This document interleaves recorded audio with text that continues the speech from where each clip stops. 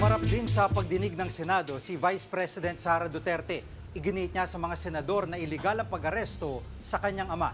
Nasa frontline balitang yan si Mean Los Baños.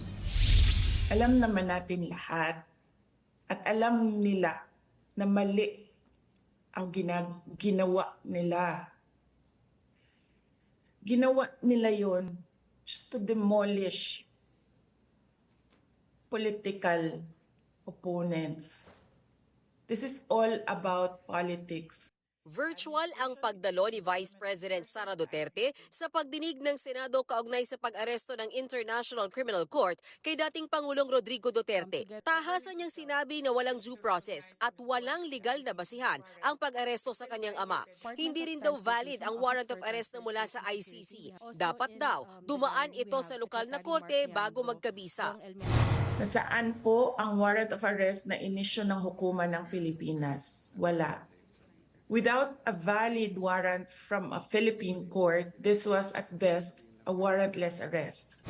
Nananatili sa the Netherlands si VP Sara para buuin ang legal team ng kanyang ama. Ayon sa bise, nakatanggap siya ng sulat mula kay Pangulong Bongbong Marcos noong December 15, 2023.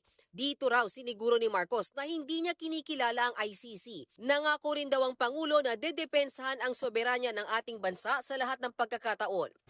This was patently an illegal arrest. This constitutes extraordinary rendition. A Filipino citizen, a former president, was taken into custody without a valid warrant issued by a Philippine court, without due process and without any legal basis under our laws. Tanong ng bise, bakit hinayaan ng AFP na maaresto ang dati nilang Commander-in-Chief? Agad nagpaliwanag ang Department of National Defense. We're deputized to support the Philippine National Police. And it is part of the constitutional duty of the armed forces to follow processes. Isang propesor ng constitutional law ang nagsabi na may naging paglabag sa karapatan ng dating Pangulo nang isurrender siya ng gobyerno sa ICC nang hindi man lang dumaan sa korte sa Pilipinas. My view that the arrest and detention and expulsion of the former president may have infringed several constitutional guarantees in favor of the former president.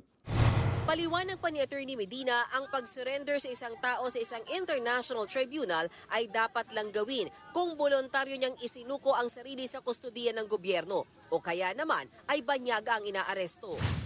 May extradition bakit Hindi, meron ho dalawang option yan eh. Ang haba ng Ang proseso. international humanitarian law gives us two Walang- options. Extradition or surrender.